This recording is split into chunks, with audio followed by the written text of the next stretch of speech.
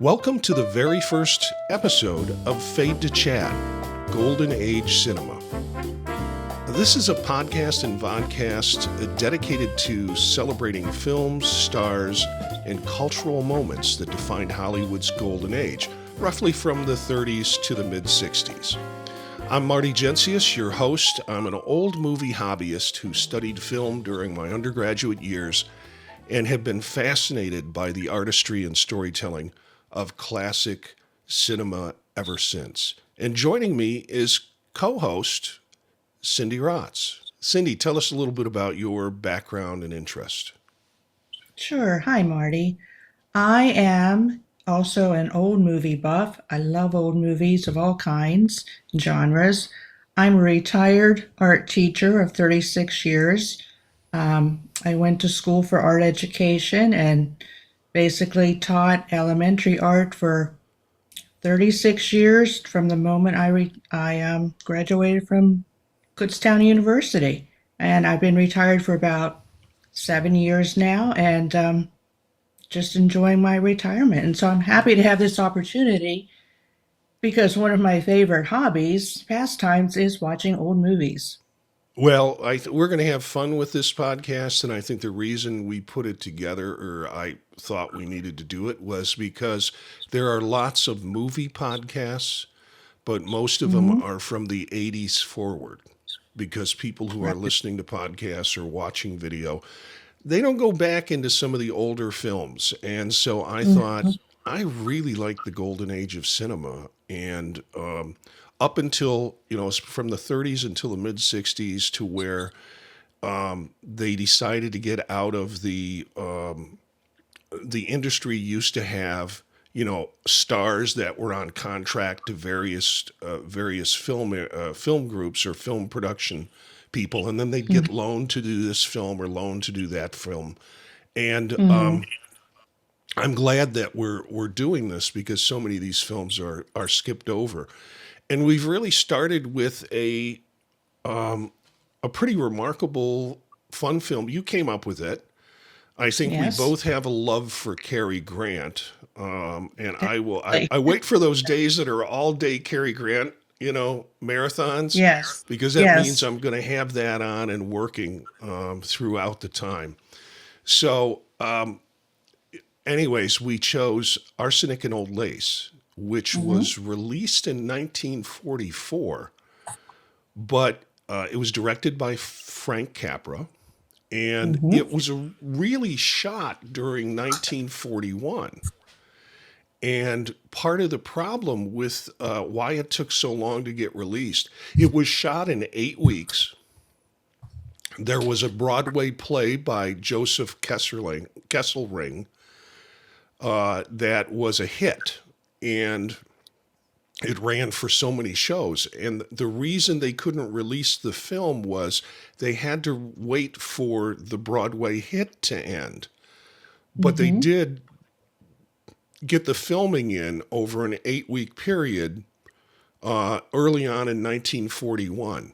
So it was pretty remarkable. I don't know if you have any other pieces you want to share with that. I've got some things we can do, but...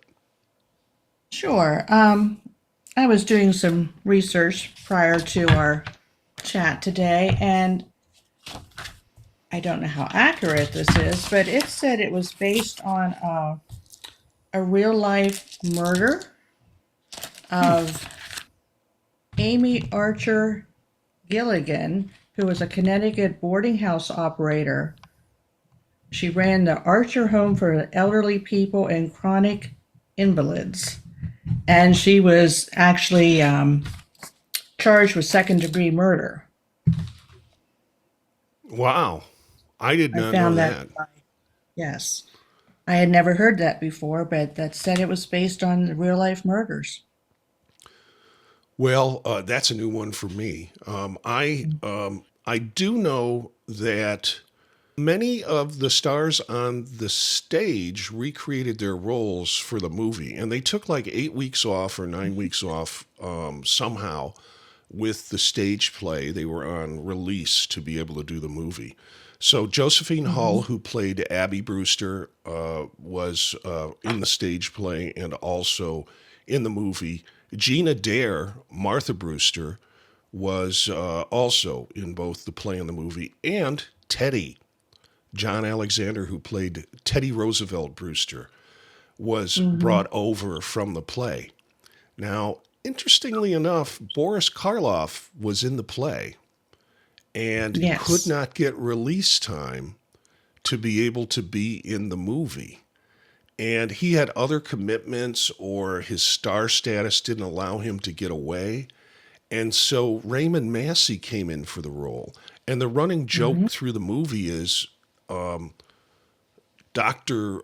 Einstein, played by Peter Lorre, does kind of physical face surgery on him when he's drunk and watching horror films. Yes. Yeah, I love that. And makes him look like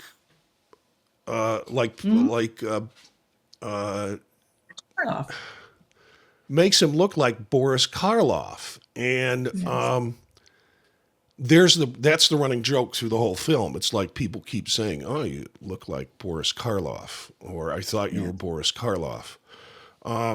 And I think maybe it's a little bit of kickback to the fact that he couldn't release himself to be able to come to be in the movie. So interesting connections there. The play ran for 1,444 performances, and it was a smash hit. Based on and the movie was based on that 1941 Broadway smash hit. As we said, we had some actors recreate their places on stage. Boris Karloff originated Jonathan, but stayed with the play. Raymond Massey took the role. Just an interesting combination of characters. Yes. What did you think of the film? What did you think were the limits or the best parts of the film? Well, for me, I mean, it's just a joy to watch it again and again. I never get tired of it. Some things that I didn't realize the first time I watched it. For example, it was set obviously in, they were doing the baseball game in New York, and that was in the middle of the afternoon. They said it was 3:00 in the afternoon. They were playing baseball. But then the very first scene, when Cary Grant is coming to the license bureau to get married, and he's standing there with, they call his cheaters on, which I love, his black sunglasses, because he didn't want anyone to know who he was. He's standing there in line, and when they get up to the front of the line, the clerk says, "Good morning, children." And I thought, "Good morning, children." So that kind of caught me off guard. I'm like, I don't know if that was a mistake or it was just something I never caught the first time around. But when I first saw Cary Grant, I thought that's just classic Cary Grant. He's just so suave, so debonair. He's such a good-looking man. And then, he breaks out of that typical character, and, he doesn't want to be married, and he takes his soon-to-be bride off into the phone booth and says, "I'm not going to marry you. I don't believe in marriage, and you're not going to force me into this." And she just says, "Yes, Mortimer. Yes, Mortimer." And then he breaks down, of course, and hugs her and gives her a big kiss, and, the rest is history. But I thought that scene was very similar to It's a Wonderful Life. That same kind of scene played out with Jimmy Stewart and who was with him in that movie? Donna Reed. Donna Reed, yes. He was visibly against marriage, and he's shaking her and saying, "I'm not going to marry you. You can't make me marry you." And she's crying and hysterical. And then all of a sudden, they come together and kiss and hug. And again, the happy ending with It's a Wonderful Life. But it was the same kind of scene in both movies. And I never Yeah. realized that until I watched this again. Yeah, and I am wondering if Capra used the same cinematographer for both Mm, this movie, Arsenic and Old Lace, and also It's a Wonderful Life, because there were mm, always he does a lot of over the shoulder shots where yes. the protagonist is looking at the partner, the female, and you get this kind of over the shoulder where they're both framed. And I wonder if he used the same cinematographer for that. Good That's a point. good catch on your part. Yeah. Anyway, I have a Capra story. Okay. I actually met Frank Capra. Mm, I was taking, and I was trying to get the date on this, and I did some searches on the internet to try and find out what the date was that he was there. But I was at the University of Illinois in Champaign-Urbana and studying film as a hmm minor. And in through town comes Frank Capra. Now, he mm, was at the University of Illinois in 1973, and I can find information about that on the web, but I wasn't there in 1973. I was there okay. like 75 to 79. And he did do a tour in 78 at the University of Chicago, so I can only imagine they invited him back down to Champaign. And so he hmm did it was more of a kind of lecture. There wasn't any films shown or anything like that. But one of the opportunities was to ask him a question. And I asked him a question and was really disappointed in his response. The question I asked was, are there any contemporary movies that you've seen that you really admire, or ones that you think are not good movies for us to view in terms of they're just not well done? I'm curious hmm about your input on that. And he took what could have been a politically correct response and said, "Oh, I admire everybody that does films. It's really hard to make films, and even the ones that are not popular, we work really hard to make films." And Sure.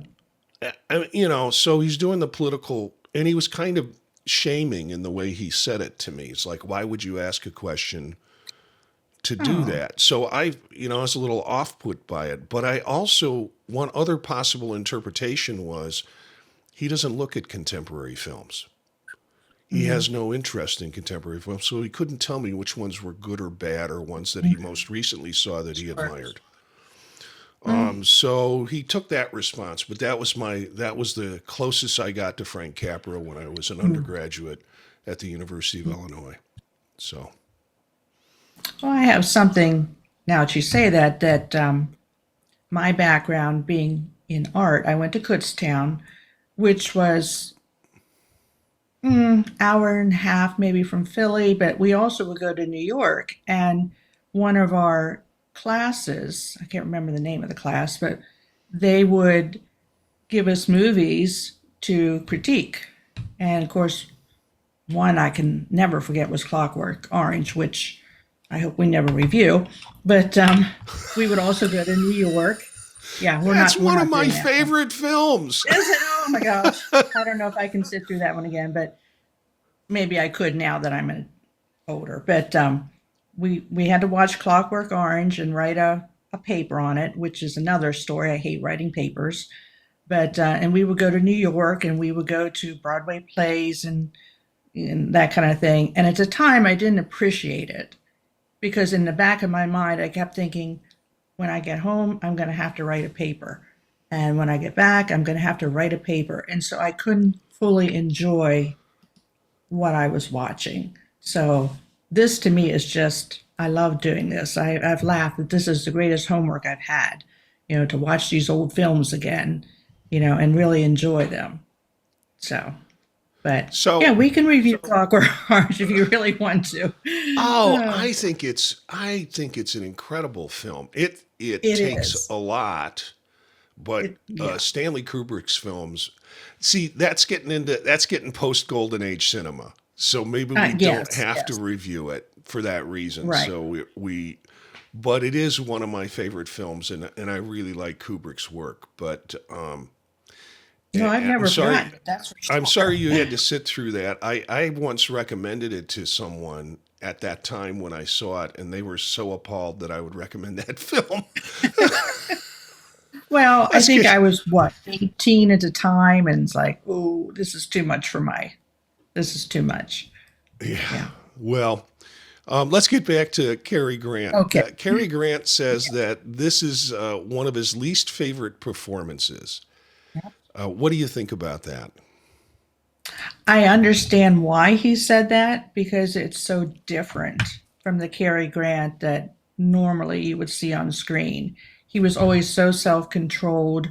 Not didn't matter what was going on, nothing ruffled him, nothing upset him. He was just so calm and cool and hands in the pocket kind of guy and you know nothing ever ruffled him. But this one, he was just from the moment the film started, it was just, I don't want to say out of character for him, but it was not his usual style of acting. There was maybe one other one with, oh gosh, it was the one with the animal, with the Are you tiger. thinking Bringing Up Baby? Bring Up Baby. That one Yeah. was a little bit similar in his acting style, where he was, more comedic and funny. But usually he played just such a serious person, and didn't do all the faces and the stunts. And this one really was over the top, but I think it had to be because it was just, he couldn't believe what was happening. These sweet old ants killing these men, and he just couldn't believe it. So I think it fit the film. I think if he had played it down, it wouldn't have had the same effect. So I think it was good. I enjoyed it. Yeah, he claims that Capra really pushed him to keep it over the top and keep it high energy. And I don't think he was prepared to want to do that. And he Hmm. didn't like it because it was fast, comedic, and kind of manic and different Yes. from his previous style and reputation. That he was, when I was thinking of this question, I thought, let me see, are there any other examples of Cary Grant being manic? And the first thing I thought of was Bringing Up Baby, where he's not in Um, control. Katharine Hepburn's in yeah. control in that Yes, film. Catherine. And, Yeah. but he's not so over the top. And then Right. Mr. Blandings Builds a Dream House was comedic, but again, not Hmm. insanely crazy Right. and manic. Right. So Right. that was an interesting piece of that.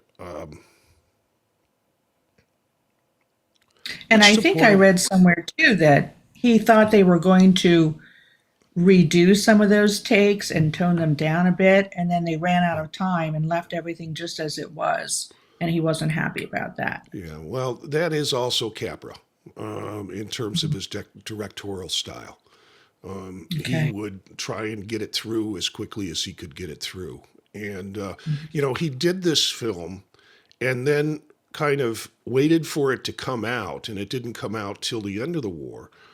Mhm. And instead wound up spending the rest of his time during wartime kind of doing filming for the Department of Defense and creating Yes. movies around that. Yes. I, I watched it. I hadn't watched it in a long time before we decided to do this show, and I watched it again. And there Mhm. is one line that I don't laugh out loud at many things, but this Mhm. line when Cary Grant is talking on the phone with Everett Horton, who is playing the keeper at Happy Dale Sanitarium, and Everett Horton goes, "Oh, oh, oh, Teddy Roosevelt." I don't know if that's going to work because we have too many Teddy Roosevelts already. Yes. Now, if it was a Napoleon, we could work that out. But too many Teddy Roosevelts, they just won't get together. And I thought, Right. I laughed watching it again.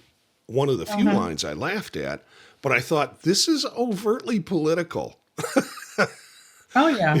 in terms of selecting Roosevelt as the nutty president or the person who is nutty about Roosevelt. So, who, the writer of the play obviously was the person who put Teddy in that role. That was carried over to the movie. So it was kind of interesting. Did you notice, every time he ran up the stairs and yelled charge, of course, and the hands on the clock would drop. There was no cover on that clock.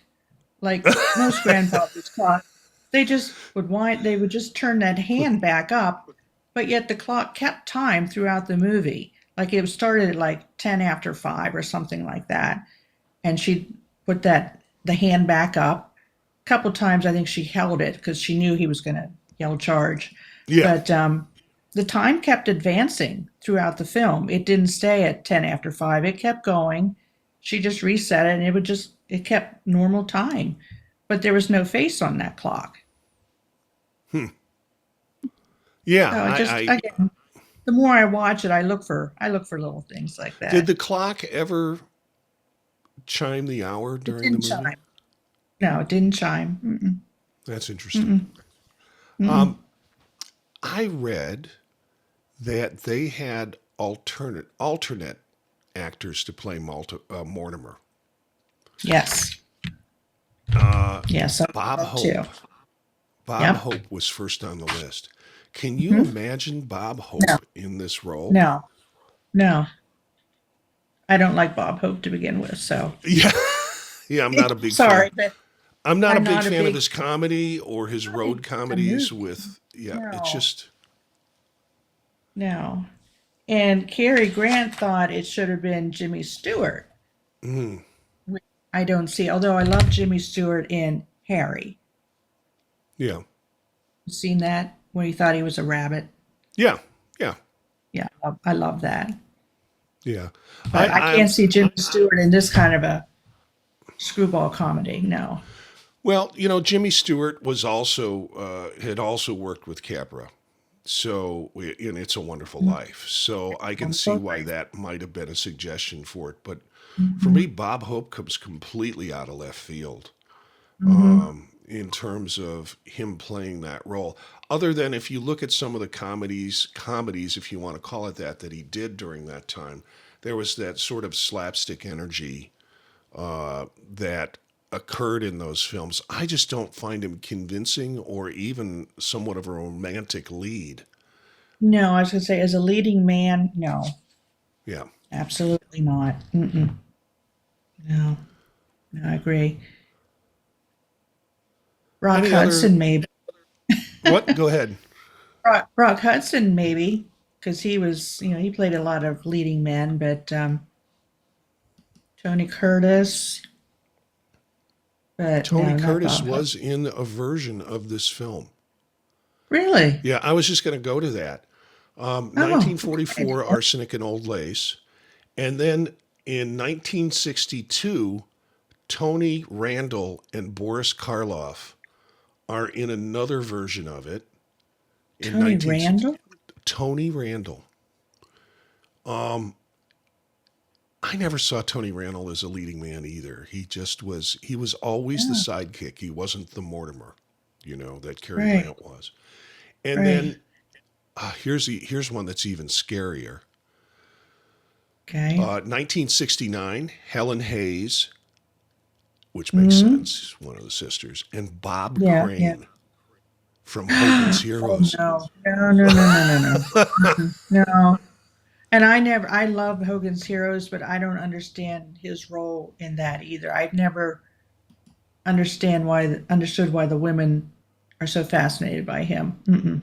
Yeah. Well, Lillian Gish was also the other sister in the Bob Crane version of this. Fred Gwynne played Jonathan.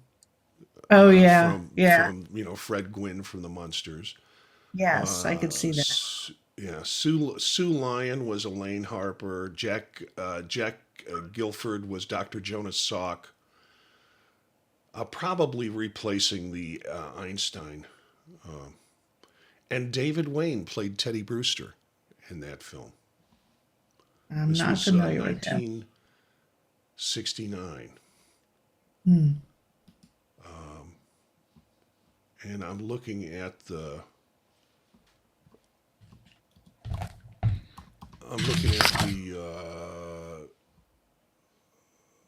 other Arsenic Hmm. Lace. If we go to the Tony Randall,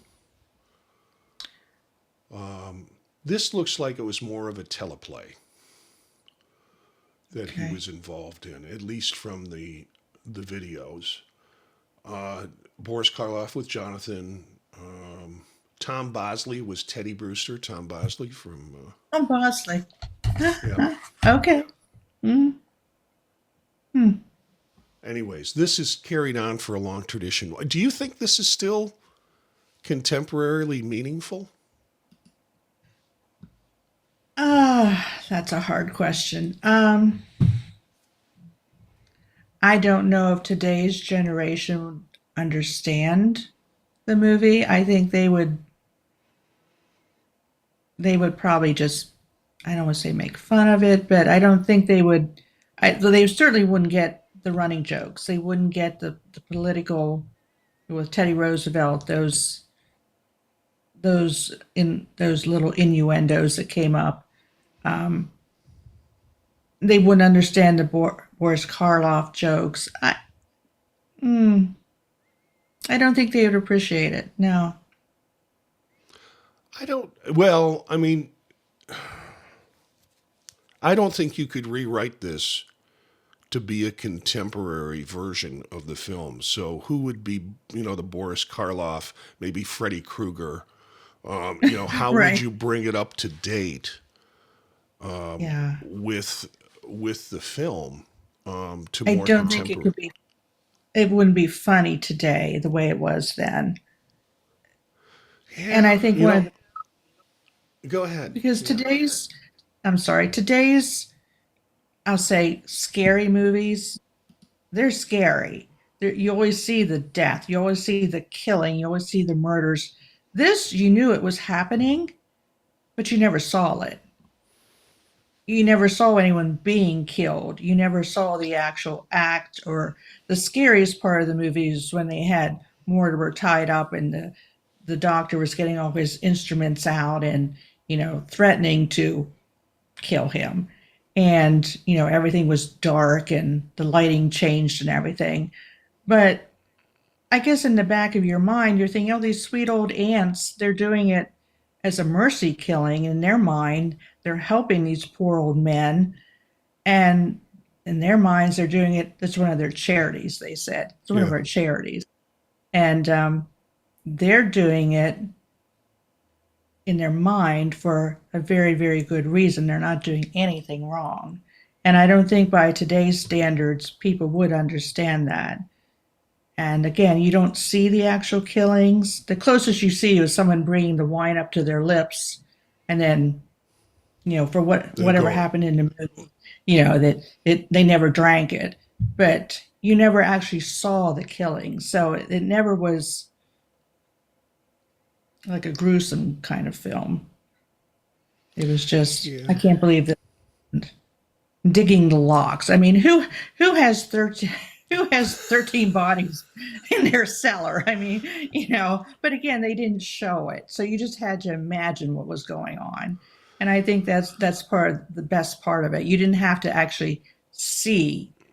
So you could make it as bad as you wanted, or you could just say, oh, there's 13 bodies in the cellar, and just laugh No, about it, which is what I did. we we do have serial killers, and they do bury Yes. their bodies. Some, and that's been part of the Oh, history. thanks, They're Marty. just not two nice old ladies, and Exactly.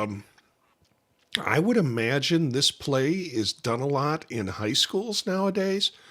or it was over the years as sort of the senior play or the spring play that, but I think that's been replaced for more contemporary things. Like they have a Yeah. SpongeBob musical or play that is going on now that high schools are wild about. And my Really? daughter, who teaches vocal performance, is like, yeah, it's really, the students really like it. It's very cool.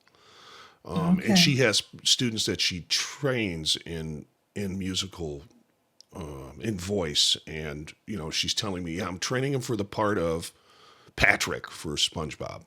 I'm like, Hmm. oh, okay. Okay. So I don't think it's as much as it was, but it did have its kind of high school run through the years. Okay. I didn't know that. The Kind of like Rocky censors. Horror Picture Show.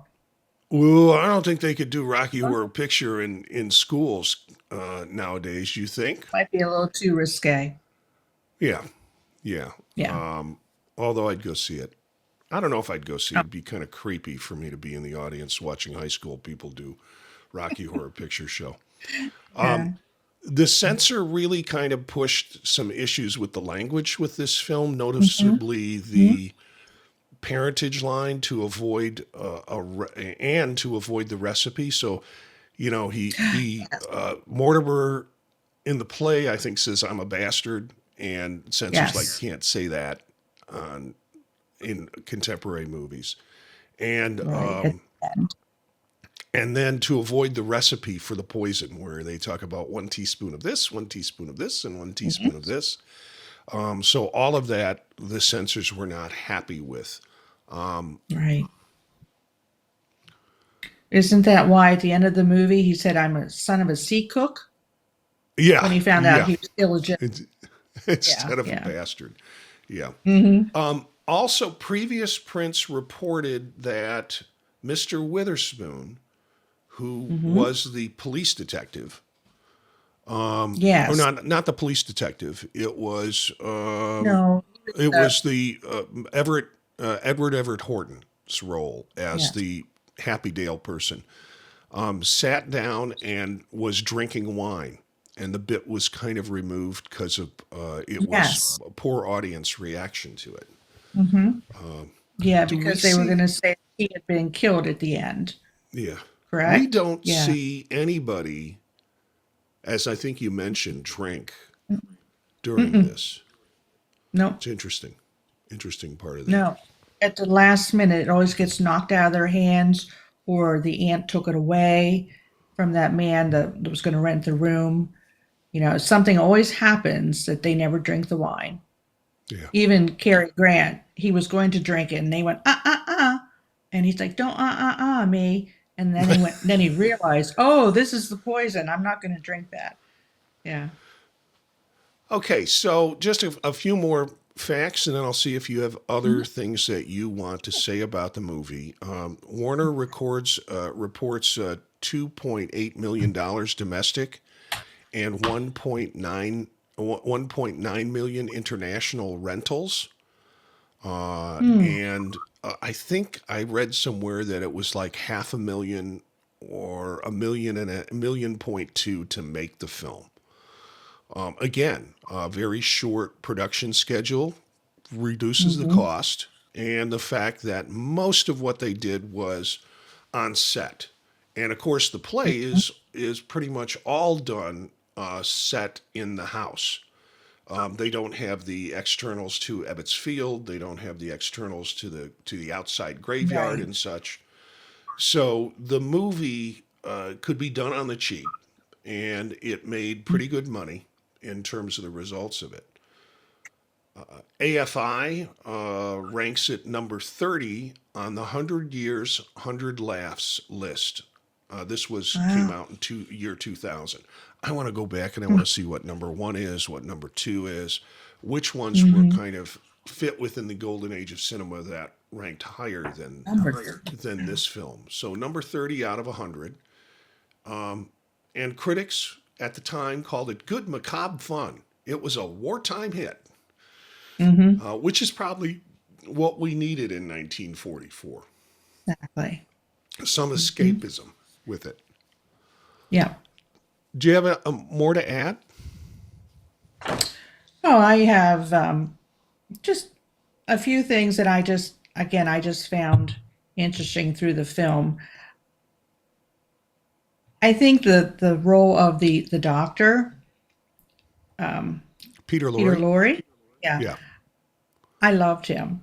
I loved him in this film because he was not a main character, but I thought he was so funny when he called Jonathan Johnny, first of all. And he Yeah. talked in that real soft voice. Now, Johnny, you mustn't do this. So I didn't find him to be a really scary person in the film, even though he was the one that was going to supposedly kill Mortimer. Um, but when they discovered that the ants had 12 bodies and they had 12 bodies, he's like, "Oh, Johnny, they're just as good as As you good as are. you. You're just as good as you." And here they are, doing it so quietly in this house. And here all this time, we're on a run from the cops, and they're just as good as you. And then, of course, Jonathan gets angry and says, "No, no, no, they're not. We have 13 people." And he argues with him and says, "No, no, Johnny, we only have 12. You can't cut that one. You count that one." He goes, that what had happened to him, I forget. He said, "But you can't count him." And he said, "Oh, no, no, we're just, we're tied." And he said, "Well, we're not going to be tied anymore. We're going to Yeah. get one more."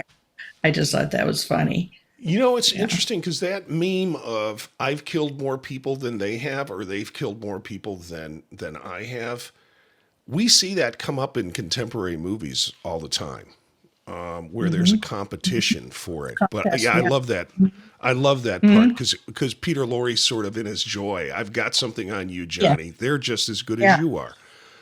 Yeah. Peter Just as good as you. Peter Lorre had an amazing career, and I think he suffered Mm-hmm. with his own demons. But this movie and the Maltese Falcon, and he was always kind of brought in as that kind of nebbishly little guy, and always delivered in the films that he was in, and this is a good example of it. Yeah. And then at the end, when they discovered he wasn't really a doctor, even though he had signed the form for the commitment papers, and the policeman is there describing exactly who they're looking for, a short, they, dark hair, bulging eyes, speaks with a German accent, and he puts his hands up like, "Here I am, you can take me." And they don't even realize who they're looking for, and then he just quietly sneaks out the door. I just thought, oh, that was classic. I love that. Mhm.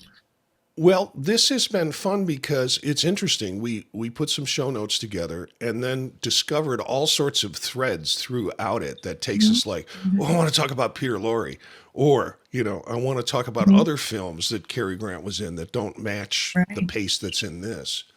right. Any more before we close out?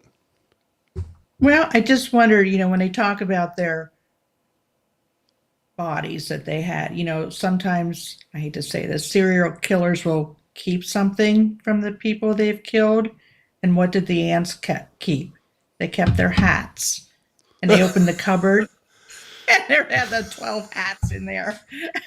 But that was really the only reference to all the people they killed. It's like they opened up the cupboards and just put that last hat in there. And I just thought that was hysterical Yeah.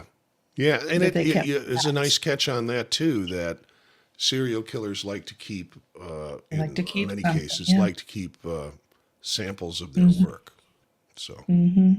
So, I yeah. am really sorry for my voice. I started a cold, so in future episodes I won't sound as raspy. And there's nothing I can do to edit the cold out. But No.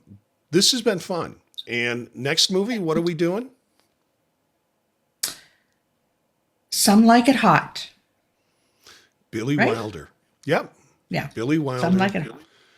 and Jack Lemmon and Tony Curtis and Tony Marilyn Curtis. Monroe. Yeah. And we'll do maybe another comedy and then roll into something a little more serious or suspenseful. as years go on, as episodes go on. But we thought we'd hit us with another light one. So Some Like It Hot coming up in our next episode of Fade to Chat. So Cindy, this has been fun, and we will try to continue this on. I'm sure we will get better as the days go on and the opportunities go on. But we want to thank you for joining us on the very first Fade to Chat Golden Age Cinema. We hope you enjoyed the conversation about Arsenic and Old Lace.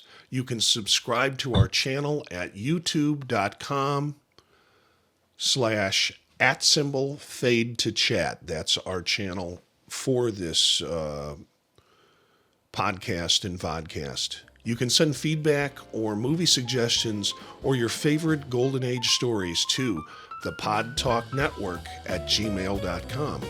And I'm not against having guests on the show. I have a couple of folks that we could invite that have already suggested some good films. So we might try that in the future. And we'll be back soon with another classic from Hollywood's Golden Age. Until then, keep the projector rolling.